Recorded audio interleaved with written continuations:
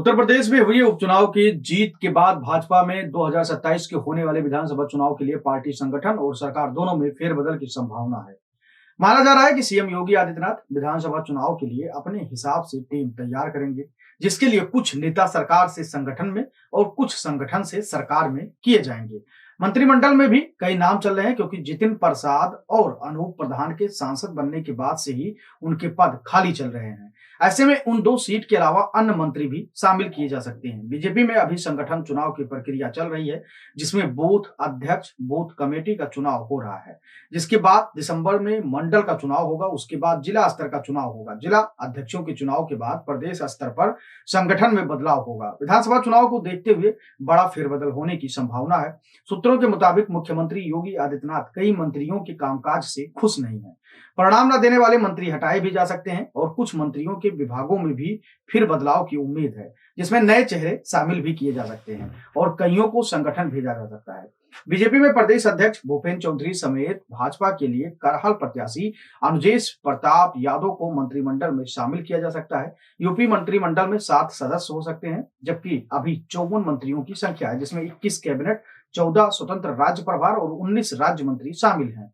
UP में 9 सीटों में से बीजेपी अपने सहयोगियों के साथ मिलकर 7 सीटें जीती है। वहीं सपा केवल 2 सीटें ही जीत पाई।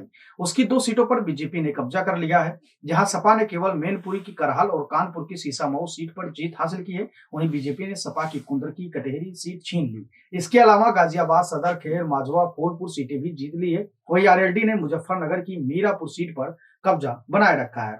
तो कुल मिलाकर अनुजेश यादव को जिस प्रकार से मैनपुरी के करहाल में तेज प्रताप यादव के खिलाफ चुनावी मैदान में उतारा गया था, उसके बाद कहीं ना कहीं योगी सरकार अब ये सोच रही है कि जिस प्रकार से अपने परिवार से उन्होंने एक प्रकार का दूरी बनाकर भारतीय जनता पार्टी के लिए काम किया, भारतीय जनता पार्टी के साथ चुनाव लड़ा और भारतीय जनता पार्टी की पूरी मदद की करहाल में अखिलेश यादव की पार्टी, अखिलेश यादव की गढ़ को हराने के लिए। हालांकि सफलता नहीं मिला, लेकिन उसका अब रिजल्ट जो भी रहा, लेकिन अब योगी आदित्यनाथ सोच रहे हैं अनुजेश यादव को किसी मंत्री पद पर बैठाया जाए और आगे 2027 की रणनीति बनाई जाए, जिससे एक बार फिर से अखिलेश यादव के गढ़ मैनपुरी यानी करहल में फिर से एक बार सेंधमारी की कोशिश की जाए। तो अनुजेश को यहाँ पे बड़ी सफलता मिल सकती है, बड़ा पद मिल सकता है, मंत्रिमंडल में शामिल किए जा सकते हैं।